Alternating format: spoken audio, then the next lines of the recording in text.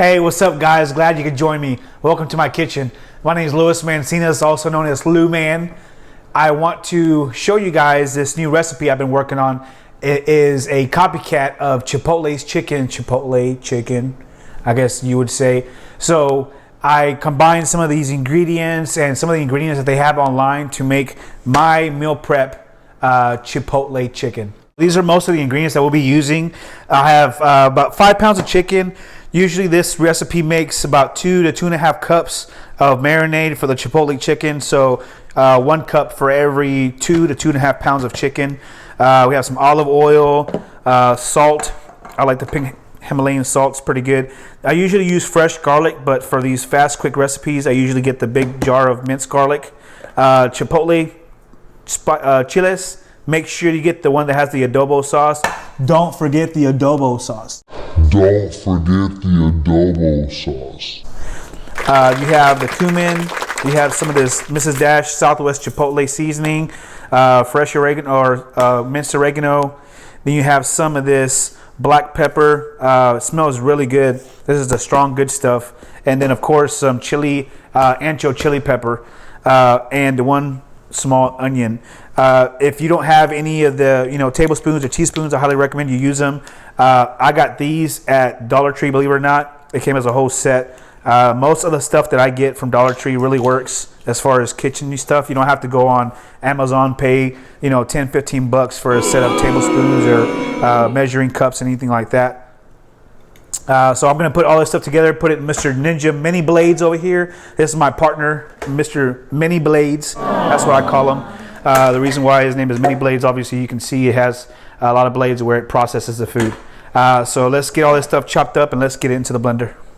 All right, and we're going to start with cutting off the little ends of the onion off. I usually just cut it like this just to get the top and the bottom piece off. You're probably just good in cutting it in force. Let the blender do the trick. Don't worry about trying to cry your eyes out peeling the onions and doing all kinds of stuff. Just toss them in there, get all that stuff in there.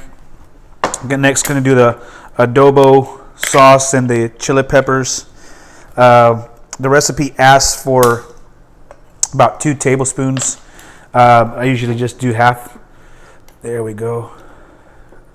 About half. Get a nice little flavor of that chipotle pepper. And then we'll leave the other half for another day. Get a little bit more of that sauce in there. There we go.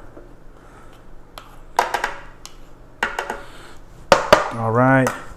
And then we'll move on to our garlic. Usually just have like a nice little microfiber towel or something I can clean my measuring tools with. I'm just very picky when it comes to that, I guess. 1, 2, and then we'll do 2 more, 3, and 4. All right, so we got our 4 tablespoons of that, and then you got 2 tablespoons of the oil. So make sure you just put it kind of just over. Do 1 and 2, and probably just a little bit more. All right. Then the ancho chili pepper. Clean this off. I'm doing 2 tablespoons of this one. I usually like to add a little bit more pepper in mine just because I like a spicier taste. Obviously over time you just get better at making it. So I've been making this recipe for almost about 2 months now. Every week we do about 5 to 6 pounds of the chicken, meal prep, and then set it for the next day. I really don't like the flavor of cumin so much. It asks for 1 tablespoon, but usually I just do 1 teaspoon just because I don't like too much of that flavor. Still add in there for it to taste okay. Then we get some of the oregano. This one we do put 1 tablespoon of the oregano. Oh man, that smells good. I like the smell of the oregano. And then of course we don't want to forget our salt. So you just kind of just measure it by hand. Not too salty, One trick that I'll show you guys is when I put the chicken on the grill, I usually like to just get a little bit of salt on my hand, and while I'm grilling it, just kind of just throw it on the grill while it's cooking. So as far as everything on there, oh nope, forgot the chipotle. So just a little bit of that, maybe about a teaspoon and a half. So as you can see, I'm not very precise on my measurements. What I like to do is just kind of just guess at it as far as how much do I need, if it adds more flavor. Usually I nail it pretty good. If I don't get it good, I mean, it's just food. You can always make it again, kind of just tweak it to your own way. But these are the main ingredients used for this. So I'm going to put the lid on it and get it going, and then I'm going to show you guys the next step. All right, so I finished prepping the chicken. These chicken breasts are really thick, so what I went ahead is I just butterflied them just like that. So I just kind of split it up, 2 breasts to half, and then half to 2. What I'm going to do, let me get my rag. What I'm going to do is I'm going to put these in Ziploc bags, just kind of separate like that. That way you can get an even proportion on when marinating it. Now I will set these aside for, maybe I'll cook them tomorrow evening. So I usually just set them for 24 hours. If I get a chance to cook them in the morning, I will. You guys know how work is. You got to run, you got to do this, something comes up, meetings. So I would say at least if you can do it overnight, that's when you get the best flavor. So here it is, our nice Chipotle sauce. Look at that, that looks awesome. So 1 cup over here. There. And then got another cup over here. So like I said, this recipe makes about 2 cups per every 2 to 2.5 pounds of chicken.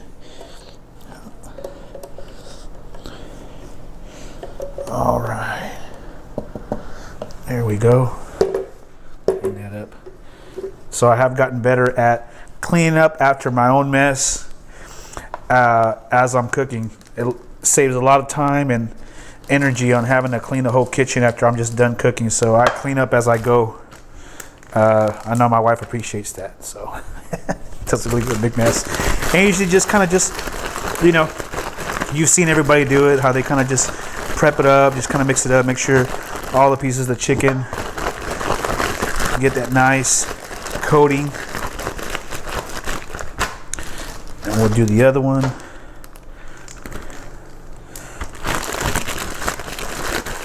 Just kind of just make sure you get a nice even coat on all the pieces of chicken breast.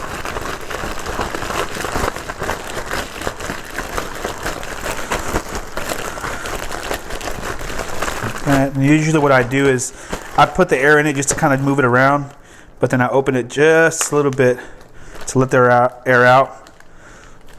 So then after the air lets out,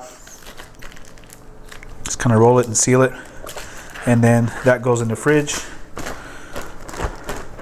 Let a little bit of the air out, just roll it and seal it. And then we are done for tonight. Now tomorrow we will get those babies on the grill.